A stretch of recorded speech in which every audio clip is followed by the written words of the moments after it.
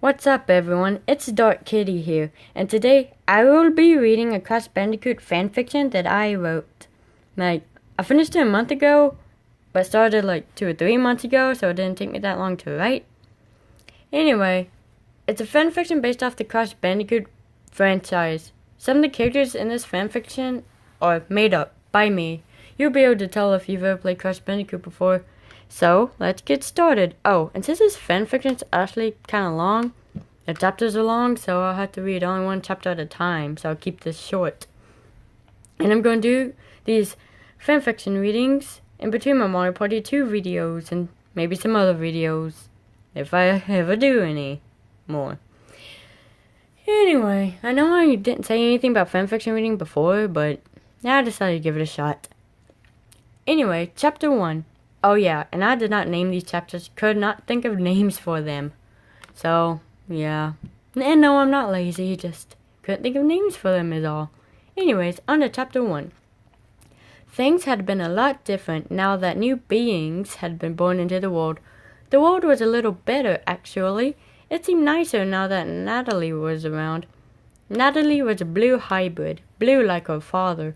Having both of her parents' features, she was part cat and part human. She was born with cat ears and a cat tail like her mother. Her best friend was Nina Cortex, the niece of the leader of Team Cortex, and the leader of the team happens to be none other than Dr. Neo Periwinkle Cortex. He also claims to be the best evil scientist ever, but others see differently. Nina is also blue, but is a little darker than Natalie. She is a human and just like her uncle, but her features are not like his at all. Her hair may be the same color, but that does not mean anything. At least it doesn't to other villains. Nina doesn't have her parents. Her parents died in a tragic accident, but no one knows what it is. Natalie, however, has both of her parents. Her mother is a cat, and her father, of course, is a human. His name is Dr. Nefarious Tropy, master of time and creator of the Time Twister machine, which was destroyed long before he and his wife ever met. Natalie's mother's name is Aislinn, which is a strange name to most people, but everyone on Insanity Island has a strange name. Some are just stranger than others. Aislinn isn't really a master of anything, except the master of darkness, that is. She refuses to use her powers due to the fact that she turns against everyone at times, or at least she used to, until she had Natalie. Natalie and Nina are 2 whole years apart, Natalie being 15 and Nina being 13, so they are not that far apart from each other. Everything had seemed normal the past 15 years until one day a very unexpected being came down to Earth, most likely going to try to take it over again. But that wasn't his intention this time. No, this time he was there for a totally different reason. Somewhere in the galaxy there was another planet named Kobold. There were quite a lot of aliens inhabiting that planet, but even more Earthlings inhabited Earth. There was even an emperor there, name of Emperor Rilo the 27th, with a very short temper. So did his daughter Beatrix. Beatrix had just turned 15 and was now almost old enough to be emperor of the planet herself. The only problem was that females had never been emperors of planets before, so this was strange for the other villains of that planet.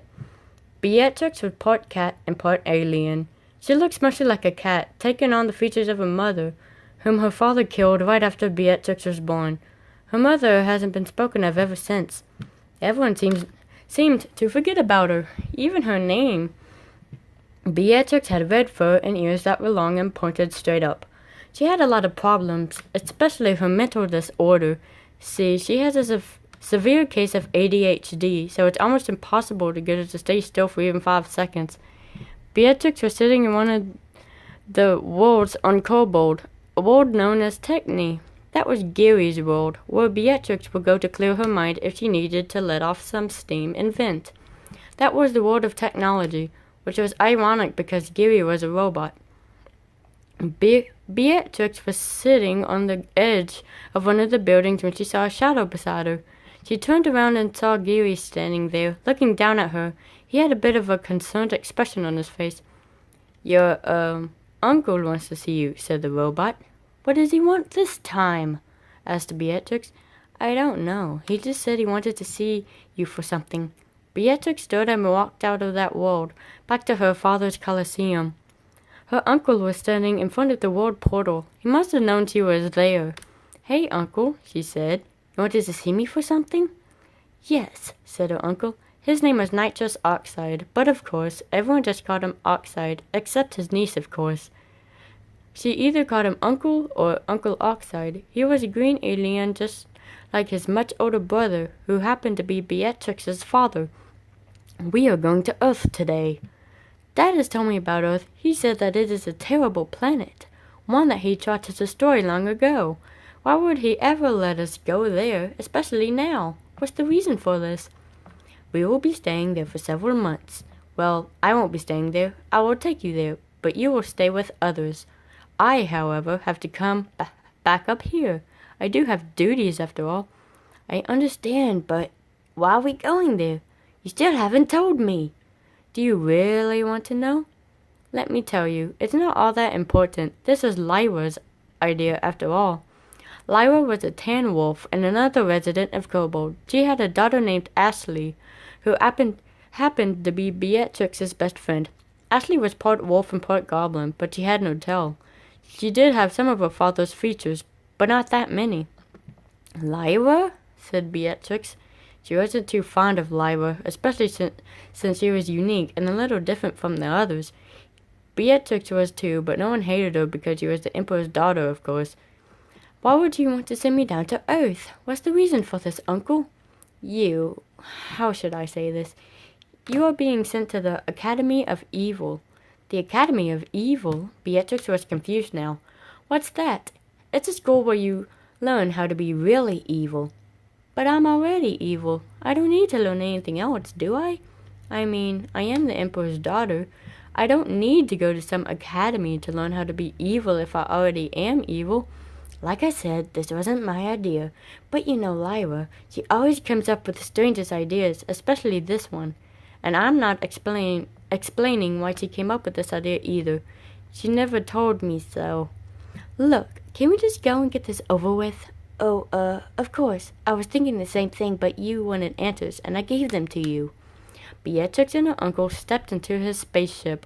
Oxide sat in front, staring through space down to Earth below. Beatrix could not wait for what happened there, but she also did not want to go. She had heard so many things about Earth from her father, and they weren't good ones either. That's end of chapter 1. Hope you're enjoying it so far. Can't wait to read the other chapters in the future. If I have time, of course. Oh, and I forgot to mention at the beginning of this video, this fanfiction is called The Joys of Being Evil. Of course, it's about the Crash Bandicoot villains. It has a lot of them in here, actually, but it doesn't mention all of them. I don't think it mentions Ripperoo. Yeah, I kind of forgot to include him, even though he's one of my favorite villains out of Crash Bandicoot. Anyway, hope y'all enjoyed chapter 1 of this fanfiction. Please like and subscribe if you are enjoying it so far.